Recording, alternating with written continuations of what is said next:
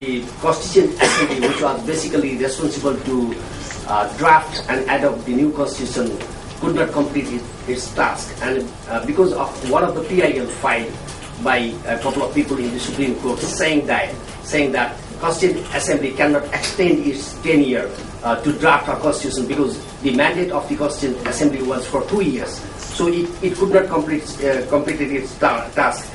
And then again, the tenure was extended, but again it failed to adopt the constitution. And finally, the Supreme Court said that no, you cannot really, extend your tenure because this is against the basic, the objective of the constitution, the basic structure principle, which has been developed by the India and later on adopted by other jurisdictions as well. As my colleague Jamal was talking about Pakistan, that was also applied in Nepal. So we don't have any representative body in Nepal now.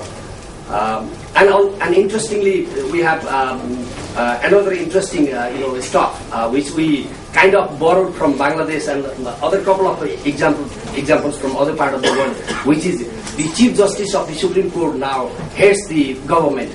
He is the chairperson of the Council of Ministers. So there is a huge question of the separation of power now in Nepal, whether it is acceptable to have a Chief Justice as a chairperson of the Council of Ministers. In fact, the idea is to hold the election in November 2013, but we are not sure whether there will be election or not, or whether we will have election or not.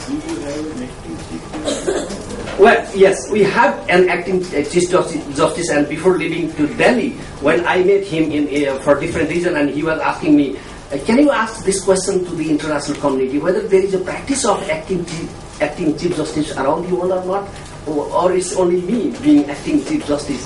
So that was kind of, he was making. However, we still, we think that we do have democracy in Nepal, even we don't have any democratic mechanism in place.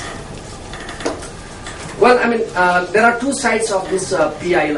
When we talk about the evolution of the PIL in Nepal, we go, before 1990 and after 1990. We got this notion called democracy in 1950. A lot of support from India, obviously, and still, we had this constitution which had judicial power. We didn't have constitution right after the 1990 because we had this Pradhan Nyayalaya, which is the act of the Supreme Court Act that empowered Supreme Court to examine the administrative decision, to review the administrative decision. So judicial review was there.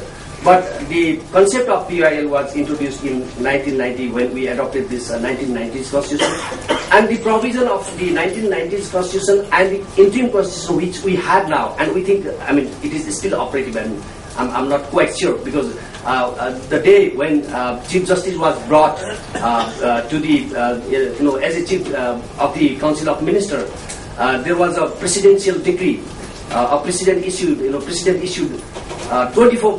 25 points order suspending different 25 article of the Constitution, very basic structure of the Constitution. In fact, suspending very basic structure of the Constitution, and made the Chief Justice as a chairperson of the Council of Ministers, which we didn't have any scope within the Constitution. It was not possible to bring Chief Justice as a Council of Ministers within the interim Constitution. And there is Article 107 in our interim Constitution which empowers the Supreme Court to examine any issues of public interest if somebody brings that. And as other colleagues were discussing here, and Matthew and other colleagues were discussing here about the locus standi, and we have a very wide locus standi. Any person can bring public interest litigation. And even that person doesn't have to be a Nepali citizen if the rights which are applicable to other peoples are being violated. So it's a very broad mandate, and it worked a lot. It worked a lot, in fact. And also, after the adoption of the interim constitution in 2007, many economic, social, cultural rights were also incorporated in the fundamental rights chapter of the interim constitution. That's why people started litigating ESCR rights in the courts as well, and there are very good decisions on a number of issues, which I will probably try to state here. If we see the dimension, if we see the area covered by the PIL, there is huge area. These are the couple of examples. The consumer protection, personal liberty, right to life, protection of environment, abuse of political power, corruption, public health, child rights, juvenile justice, women's rights, transitional justice, political issues as well. I mean, huge area has been covered by PIL. And when we talk about some achievements, there are very, I would say very strong jurisprudence has been developed by the Supreme Court through this PIL. Legislative reform, domestication of international obligations, because Nepal is party to a number of,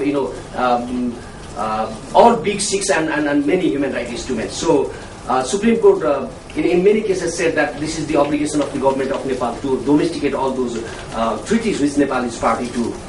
And also, through PIL, we were able to safeguard this politically motivated, amnesty, in fact, withdrawal of the cases. And also, there was a huge debate in Nepal about the supremacy of the transitional justice mechanism or criminal justice system. Supreme Court made this decision, and also Supreme Court, laid down principle what the transitional justice are. So I'll try to elaborate a couple of issues. For example, on legislative reform, there's a well-known case, Mira Dungana versus the government of Nepal, where women didn't have access to the parental property. It said that no, they have equal right on parental property. And there is a well-known case, marital rape, which is known as Sapna Pradhan Malla versus the Legislative Parliament. And Supreme Court said that no, I mean, we didn't have this concept of marital rape. It said that you have to incorporate it. And on disappearances, when we talk about legislative reform, disappearance is not crime under Nepali law, and torture is not crime under Nepali law. And many international crime, for example, war crime, crime against humanity, genocide, these crimes are not crime under Nepali law. However, in different cases, I haven't put all the name of the cases here. However, in different cases, Supreme Court said that when you are party to the international conventions and treaties, and also these crimes are very heinous crimes, you have to criminalize it, and it instructed the government of Nepal and legislative parliament to criminalize all this act. I would like to give two examples of this case. One is Rajendra Dhakal versus the government of Nepal, where we use this habeas corpus. There were more than hundreds of habeas corpus in the Supreme Court, and always authority used to say that we didn't arrest these people. They are not in our detention center. And the jurisprudence on habeas corpus in Nepal was like, when you file a habeas corpus case in the Supreme Court or any other courts, and then they used to issue the show cause notice. Then authority used to submit their submission saying that no, we didn't arrest these people. Then Supreme Court said, until 2007, the position of the Supreme Court was the jurisprudence of the habeas corpus is to examine the legality of the detention. When the person is not in the detention center, then you cannot really examine the legality of the detention. So that's why all writ petitions were quashed. I mean, thousands of writ petitions were quashed during the conflict period. From 1992 to 2006, there were thousands of cases quashed by the Supreme Court and other appellate court of Nepal. But in Rajendra Dhakal case, Supreme Court did played a very proactive role, which I was personally also involved. Then the court said that no, it should go beyond the concept of the legality of the detention. It should protect the right of the people. If they are not arrested, then where they are. This is the duty of the authority, duty of the state to bring the fact of these people and to let the people know what their fate is about. So it developed that jurisprudence. It is precisely said four major issues. One, you have to form a high-level commission on disappearances, which would be, we should investigate the fate of the whereabouts of the disappeared people. Second, it said that you have to criminalize disappearances under your law, so that you will be able to prosecute those people responsible for the disappearances. Not only forward-looking, but also retroactive effect, because disappearance is a continuous crime.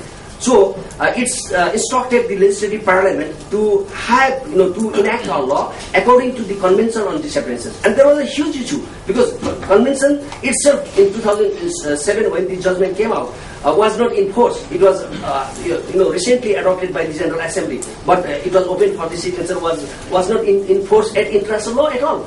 Nepal was not party. That was not time to be a party.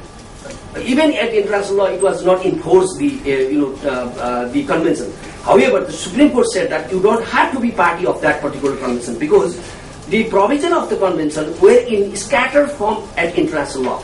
They were in the form of jurisprudence, they were in the form of declaration, they were in the form of different various form of the international law. So, as a member of the United Nations and international community, it is your duty to observe those provisions while you are drafting a law. That's what it said in the order. On NHRC case, the National Human Rights Commission case, it said that when it comes to a violation of human rights, domestic law should not prevail. That's why statute of limitation, because there was a kind of provision in the NHRC Act which said that NHRC the complaint should be filed within 6 months if any violation occurs. Then Supreme Court said no. Supreme Court said no. Yeah, it's a human rights case. People can file any time in the NHRC.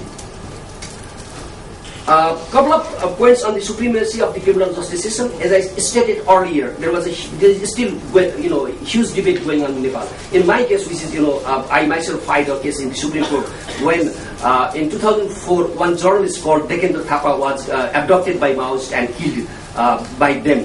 And that case was, went to the NHRC, and NHRC asked the government to carry out a criminal investigation, but government did not carry out the investigation. Finally, there was a police officer, and a lot of public pressure was there. That's why the police arrested those, perpetrators and started criminal investigation. At that time, the Prime Minister Baburam Bhattarai and Attorney General issued a directive to the local police and prosecutors office saying that this falls under the transitional justice mechanism. Yes, we have a provision in our interim constitution to form Truth Commission, so it will be taken care of by the Truth Commission, not by the criminal justice system. Then it was a huge issue. I brought this petition, PIL, in the Supreme Court, said that this is a clear violation of the criminal law, and we don't have any mechanism in place now. So waiting a mechanism which is not in place, we are not sure whether it will be in place or not. Can criminal justice just look the case and stop? No, it cannot be. Then Supreme Court said that criminal justice prevails. Okay, transitional justice system will be there, but it's a complementary. It's not going to replace the criminal justice system. That's what Supreme Court said. And on amnesty, for example, there are a lot of withdrawal of the case. For example, against the Maoists, against the army, against the police, many cases were filed, and government decided to withdraw those cases, because they said that these cases will be again taken care of the Truth and Reconciliation Commission. That was kind of de facto amnesty by withdrawing all these cases. But Supreme Court said that no, the provision of the CPA could not be interpreted in that way, because the withdrawal needs to be based on objective criteria.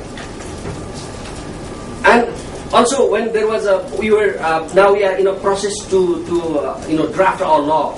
In fact, we have a law in place now, which is again a stay order issued by the Supreme Court, and it's not operating. The Truth and Reconciliation Commission ordinance by the President. The Supreme Court said that when you draft a law on truth and reconciliation, then there has to be a 4 mechanism in place.